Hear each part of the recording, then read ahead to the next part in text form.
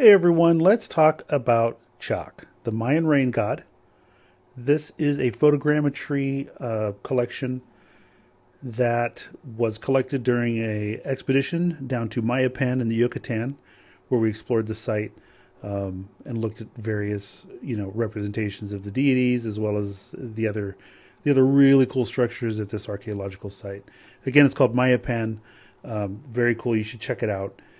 It's very easy to access, and you don't have any restrictions or limitations when you go there. But let's get to the meat and potatoes here. What's really cool about Chaac, of course, like I said, the Mayan rain god, is that even though it's so ornate, right? I mean, it's very ornate, as is a lot of the design and architecture.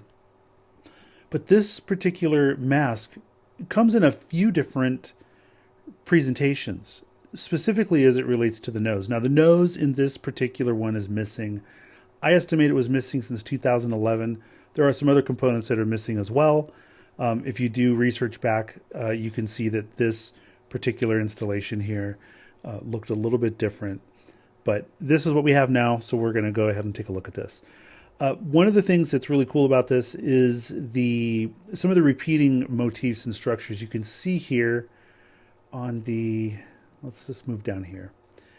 You can see here that this structure, this cubed piece of stone right here, limestone, is repeated here, right? You can see it on all four sides. And this is something that you'll find these pieces in different parts of different archaeological sites across the Yucatan. So again, they're very easy to recognize. When you're looking at this, though, when you look at a mask, what we're really checking out here are some of the things that are missing, but also some of the detail that I was able to capture with this photogrammetry. And one of the things that is not present, of course, is his long tongue. His nose seems to be missing an eye right here. This is where the eyes would be. While we're at it looking at the eyes, take a look at this. Look at the way that these serrated shapes, they cut in at an angle, so they don't come out and necessarily meet in the center like this one does. You'll see that they're scalloped like that. It's really interesting from a design standpoint. There is a piece that belongs up here. There are also some tusks, I guess, for lack of a better word, some fangs or some teeth or some tusks that come out and hook around on this side. You can see an indentation where that would have been over here. Don't know why it's missing. The nose as well would have come, I'm guessing this one would have come down and hooked way out and looped around. Very sweeping. There are also some times where they will come up and they'll loop around this way. Very cool. Oops, it kind of got out of control there. Very cool. And just so much variety when you're looking at these. And this mask can be rendered on the corners of buildings. Go search some images on the internet. You'll see what I'm talking about.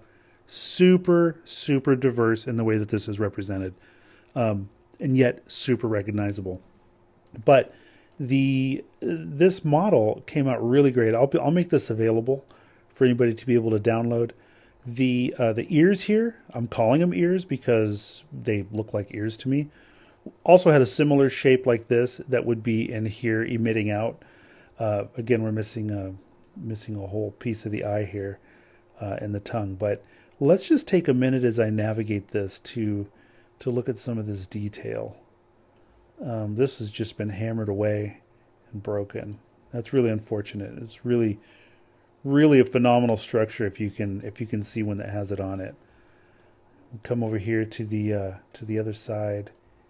You can see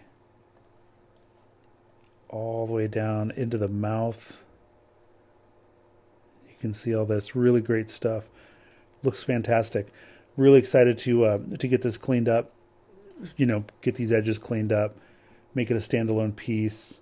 And then as time goes on, I'll be collecting more assets to build this out into a more complete system. But really cool. Let's take a look at it without with the lights off. There we go. Now this will be flat shaded, so you're going to see the polygons as soon as I turn the textures off here. But that's okay. We're just checking it out. Here you can really see the understructure, though. You can see how much help the texture gives it. You can also see some of these other structures, like I mentioned right here, there was there's supposed to be a sharp. I call it a tooth, like a tusk, almost. This chalk looks a lot like an anthropomorphized elephant. If you think of it that way, the nose comes down in a big swooping hook, and it just looks like an elephant. And then with the tusks that would come out, again, very much reminiscent of an elephant. This was the god of rain.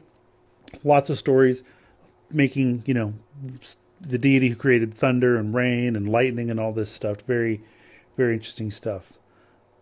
The model just looks phenomenal, though. I'm really excited about this. I'll get this cleaned up, like I said, get it up there for you. Let me turn the textures back on. Turn the lights back on. There we go. We're looking at it nice and clean. Anyway, thanks for hanging out. Let me show this to you. Really, really cool stuff. I get lost when I look at these. You can see this mortar work here.